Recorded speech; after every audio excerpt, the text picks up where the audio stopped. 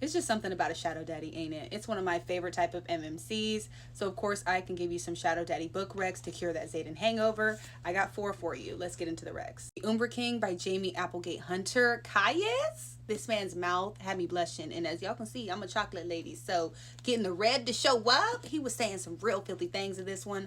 We follow Rory. 11 years ago, she witnesses her sister's brutal murder and decides to go on a revenge arc. She gets caught and sent to a prison realm called Vincula, where she meets our MMC Caius.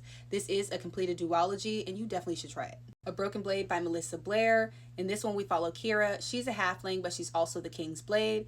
The king has a beef with halflings, so when he finds out about them, he sends Kira to unalive them. Someone starts running amok in the kingdom called the Shadow, and Kira is tasked with bringing the king his head, or she will lose her own. This one is so good. We get some really good themes that are explored in this one, and they're done really well.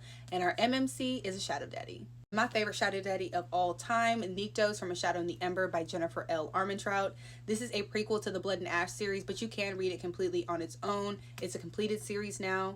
In this one, we follow Sarah. She's tasked with seducing and unaliving the Primal of Death to save her village. Except when she meets him, of course, he's nothing like she expects. He is a Shadow Daddy, and if you want an MMC that is devoted, all capital letters, you need to meet Nyctos ASAP. Reign of Shadows and Endings by Melissa K. Rorick. This is a dark fantasy, so be sure to check your trigger warnings. But if you want a romance that is toxic as fuck, but you can't help but read every single page, then you need to pick up this one. Our FMC is Tessa. She's a fae, and in this world, the fae are forced to provide for the legacies in more ways than one. The legacies are basically demigods. She basically had her life planned out for her. She was like, okay, I'm about to go do my fae thing over here, when she's unexpectedly chosen to be the source for the legacy heir of endings, Theon. Y'all, it's so toxic. It's so toxic, but I devoured every single page. If you want an incredible story with crazy twists and amazing world building, you need to pick up this series. And our MMC Theon is a Shadow Daddy.